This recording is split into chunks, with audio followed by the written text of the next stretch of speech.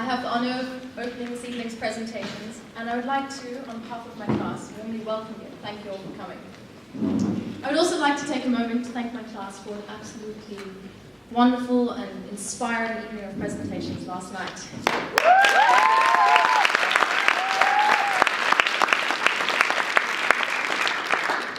When I was thinking about my project presentation, I wanted it to be something that was not the norm.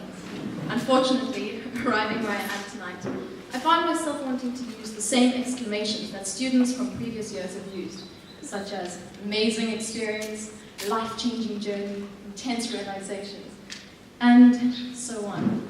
And this, I now finally understand. This is a phenomenal experience. I've had the opportunity of delving into a dream of mine, coming face to face with challenges and addressing weaknesses as well as finding strengths. I am Ruth Berning, and over the last few months I've learned to play with fire while trying to balance life and all my other passions. I have been at a Waldorf school since I was in kindergarten, and for as long as I can remember I've been fantasizing about the class 12 project. I used to daydream about what I would one day do when I was older, and what I would say. That's almost a line from one of my vivid flights of fantasy. I would daydream about either I had ideas of sort of making a cello and learning to play it, or flying to Spain to walk the Camino, or making a vegetable garden. All of these dreams were incredibly possible, and it didn't bother me. I didn't have to make any particular choice. It wasn't scary. Little did I know the challenge that would arise with having to decisively say, I'm doing fire boy for my class 12 project.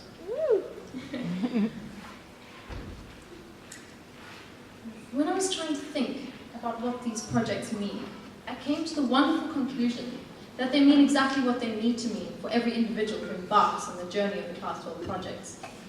For me, my project has meant that certain boundaries have been tested and extended. I've learned something completely new. I have experienced the challenges of a long-term goal. My project has also given me the opportunity of accomplishing something that I previously found impossible. And then the experience of either how to manage the success or the downfalls. I've also had to learn how to manage and focus on writing a thesis. The amount of times I found myself sitting, not working, and plotting how and where I'd run away to. Anyway, today I find myself having fought the internal battles I needed to fight, and am content with what I've achieved. I think if I were to pinpoint one particular thing that battled me most, it would be time, and therefore the end product of my project. I could have achieved so much more if I'd focused more from the beginning. However, this is unfortunately a lesson that one only learns toward the end of the process, and there isn't much one can do about it, except for try and come to terms with it, and learn for next time. I've had to make adjustments of my expectations, and I think so long as one does not take this so far that nothing exists, well, I believe this to be a valuable lesson. I've learned to recreate my expectations, and based on the facts that have really influenced the outcome of my goal. At the beginning of the year, when I started playing with poi, it was with much trepidation. Something that was constantly worrying me was what other people would think when they saw me practicing. I couldn't do anything at the beginning. It was pretty terrible, and felt very conscious of my inability. I hesitated on approaching my external mentor for the first few months, even though I saw her every day, and began trying to learn poi from online tutorials, which was another challenge in itself. However, when I eventually did have the conversation with my external mentor, she has been there supporting me the whole way. And her enthusiasm and her knowledge have been truly inspiring, and her encouragement and her she's just really been very inspiring and has encouraged me to improve. The projects have literally been a roller coaster of success and frustration, of annoyance and feelings of elation. When I was practicing and progressing, I enjoyed the experience and was excited by it. When I had not practiced, and when I had not achieved much, I felt morose and irritated. It sometimes felt as if I was not able to get into the right gear and was stuck in a continuous stall mode or something. I have since then managed to kick myself into gear, and I think one of those things that were really disabling was the research. I did not enjoy it, although I have to remark that printing it all out the other night was an incredible incredibly satisfying feeling. It was things like playing with fire for the first time, fire breathing, the first burn of my own fire poi, and playing fire on the beach. These were experiences that really helped to fuel my fire, pun intended.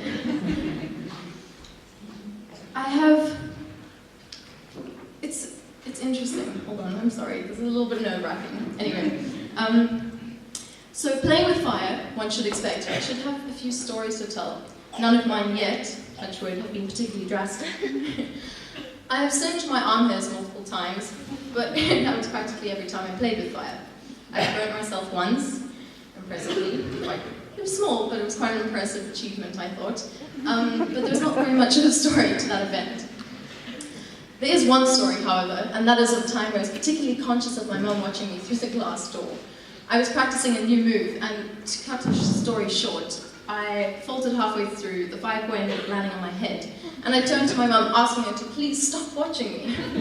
She was ridiculously patting her head repeatedly with her own hand. I was like, what are you going on about? Anyway, I was then distracted by the reflection between us, and yeah, it looked as if I had some amazing crown burning on the top of my head. I realized my hair was on fire. My sister, in her eagerness to save me, knocked over a cup of tea, narrowly missing the laptop, and anyway, by then I managed to pat the flames out, leaving me with still a few hairs on my head. I have enjoyed this experience tremendously.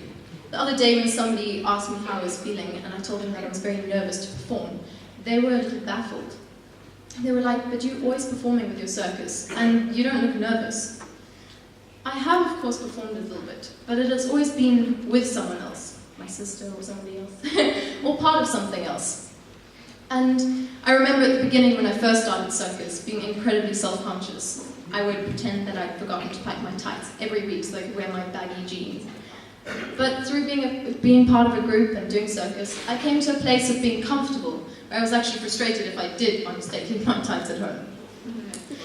This process of coming into myself has been taking place over the last few years, and in order to further my learning and to develop my confidence, I decided that for the presentations, I would perform for an audience by myself. Something I have only admitted to recently is that something I only admitted to recently was that the reason for me performing was not only for other people. Today I can see how that particular mountain that needed climbing has allowed me to grow and continues to challenge me and equip me for the future. So, without further ado, I would like to share with you just a little bit of what I've been learning over the last few months. Please sit back, relax, and enjoy what I'm about to give you. Thank you.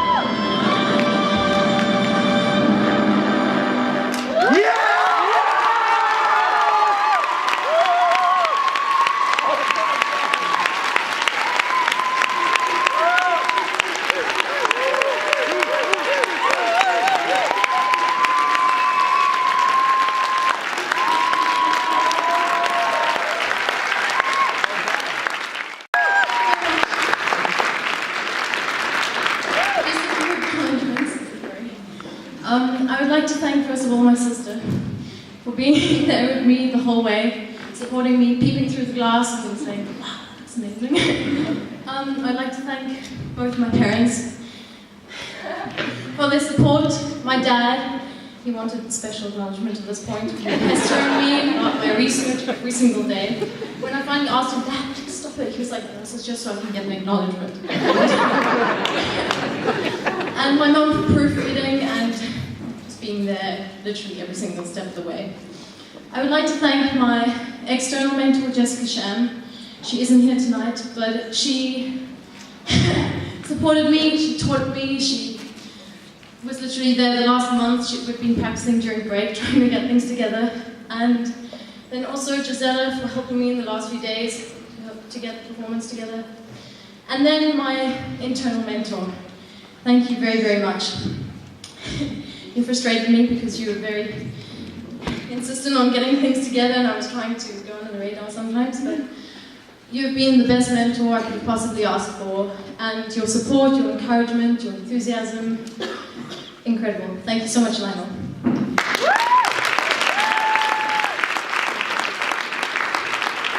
I would then also like to thank my classmates for going on this incredible journey with me.